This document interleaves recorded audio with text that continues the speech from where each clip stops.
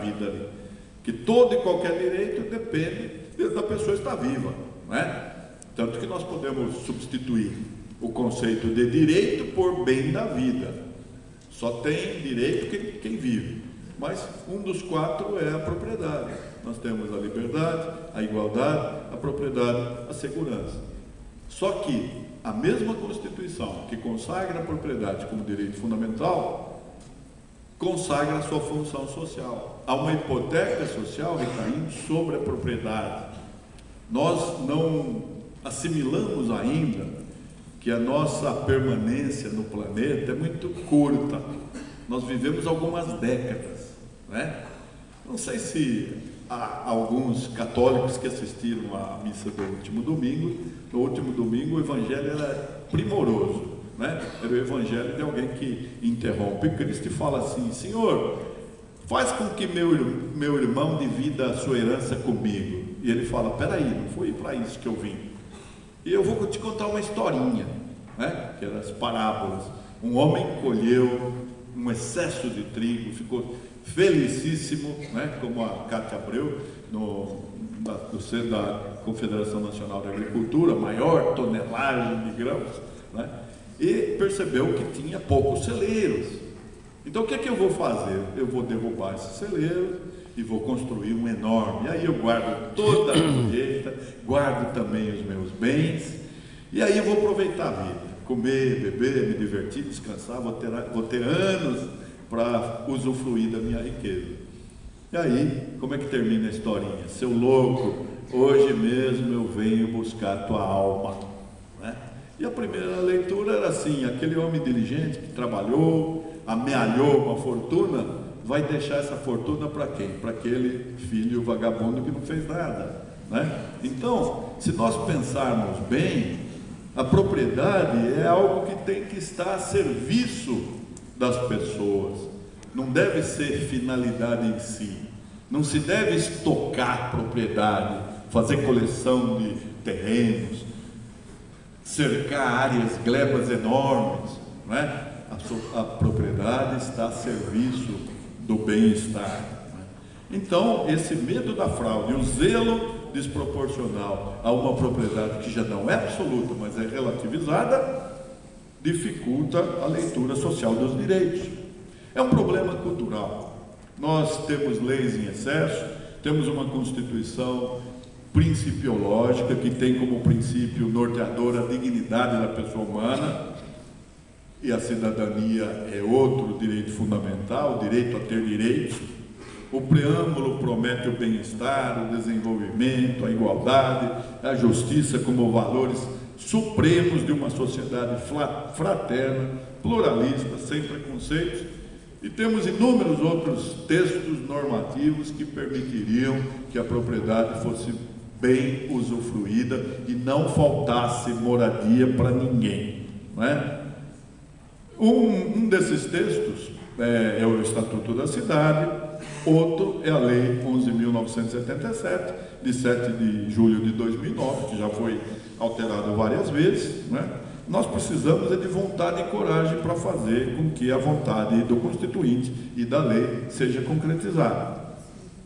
Essa lei, Minha Casa Minha Vida, ela tem alguns princípios bem instigantes aí no 48, a leitura do artigo 48 dessa lei deveria motivar todas as pessoas lúcidas, as pessoas que querem melhorar o mundo, né? Porque consagra o acesso à terra urbanizada pela população de baixa renda, com respeito à permanência, habitabilidade e sustentabilidade urbanística, social e ambiental.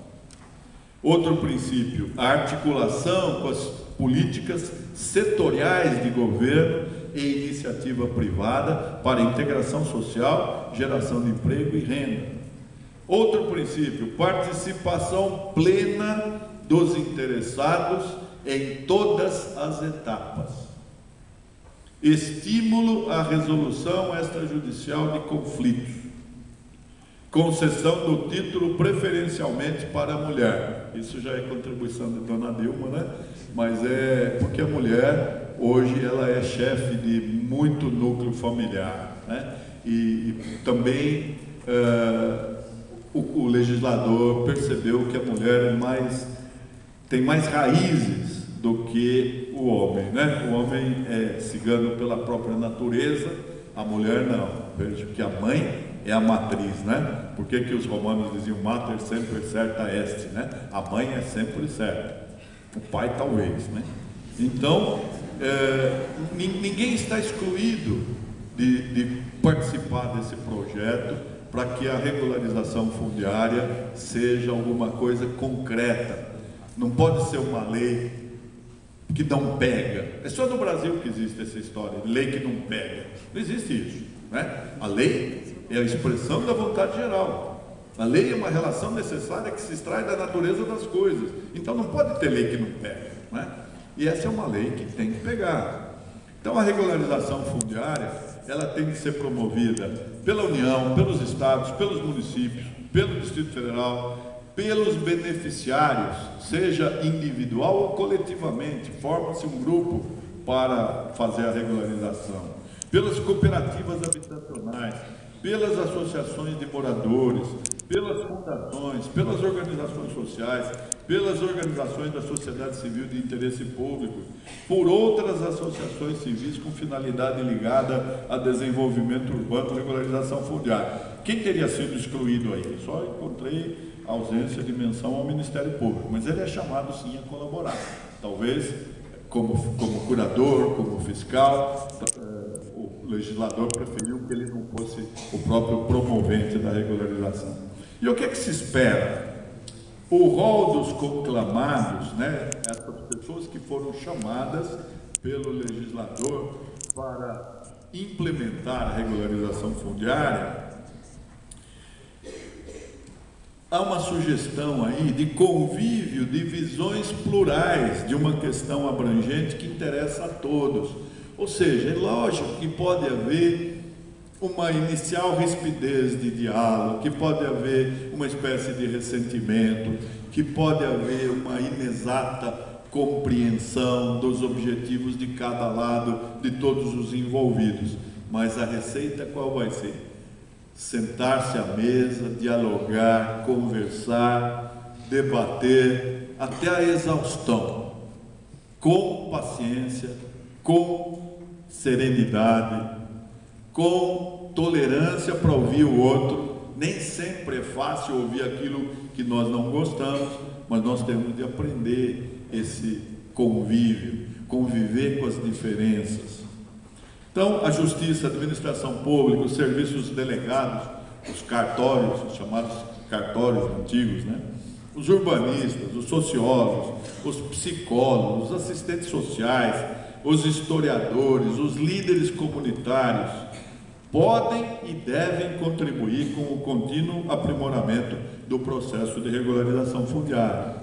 É lógico que há uma preocupação ecológica. Eu me preocupei quando essa lei surgiu, porque o artigo 52 diz que na regularização fundiária de assentamentos consolidados anteriormente a 2009, o município poderia autorizar a redução do percentual de áreas destinadas ao uso público e da área mínima dos lotes definidos na legislação do parcelamento do solo urbano, flexibilizou-se o licenciamento ambiental, né?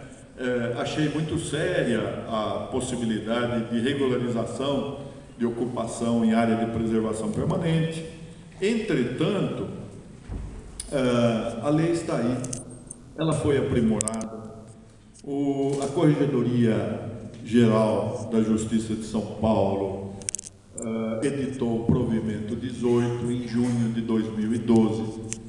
A partir da edição desse provimento, o município de São José do Rio Preto conseguiu em 2 meses resolver regularizar 31 dos loteamentos clandestinos ou irregulares da cidade, coisas que pareciam insolúveis, tanto que o prefeito veio fazer um agradecimento no Palácio dos Bandeirantes à Secretaria Estadual da Habitação, o secretário Silvio Torres, né? Porque o secretário da Habitação era um procurador de justiça aposentado que levou à frente esse protagonismo. Cada comunidade tem aqueles líderes que são os indicados para assumir esse processo, que têm paciência, que convocam a todos, que ouvem as reivindicações, que vão encontrar soluções, não é? Eu sei que aqui em Caraguatatuba a comunidade está assustada, perplexa com a possibilidade de remoção de ocupantes de uma área que será destinada a contornos dessa obra gigantesca, né, que me impede de chegar aqui em 2 horas, mas que depois de pronta vai ficar uma beleza, vai trazer mais gente, presumivelmente mais progresso para Caraguatatuba. Mas para tudo há solução, não é?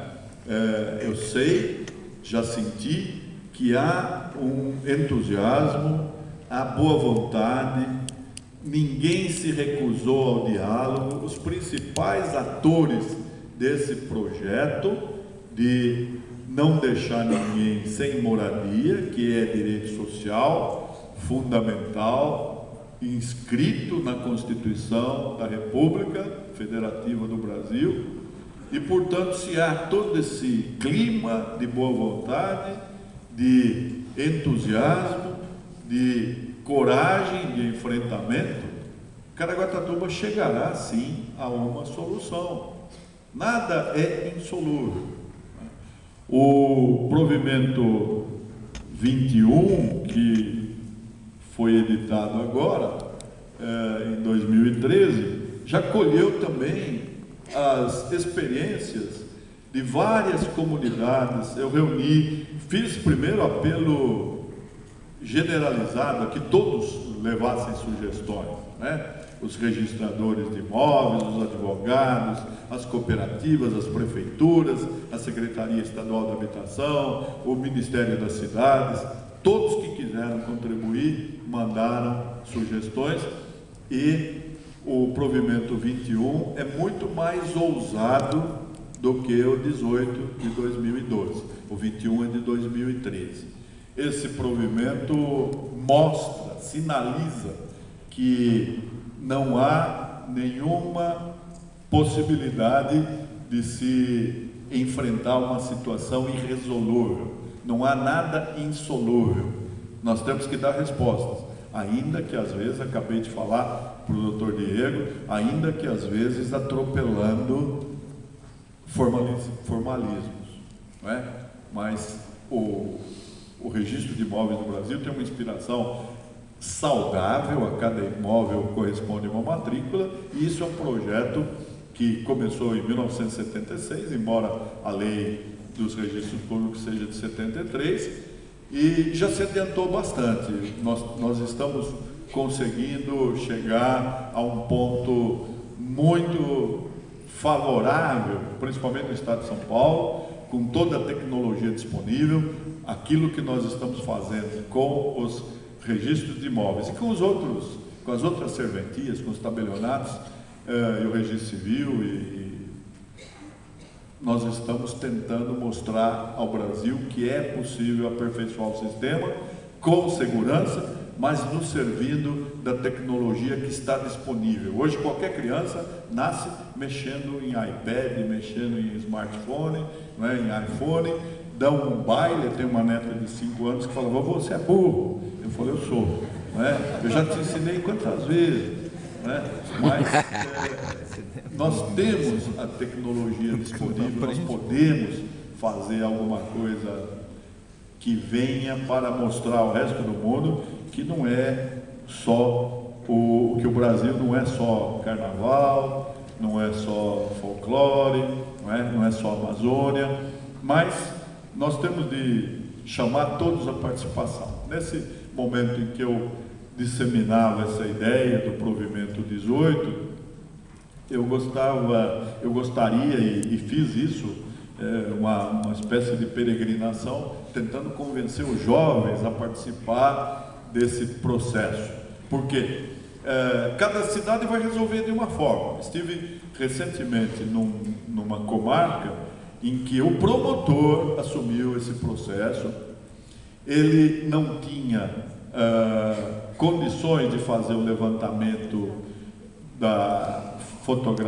aerofotogramétrico e topográfico. Ele pediu para o ITESP, o Instituto de Terras do Estado de São Paulo, que forneceu tudo o que era disponível em relação àquele município.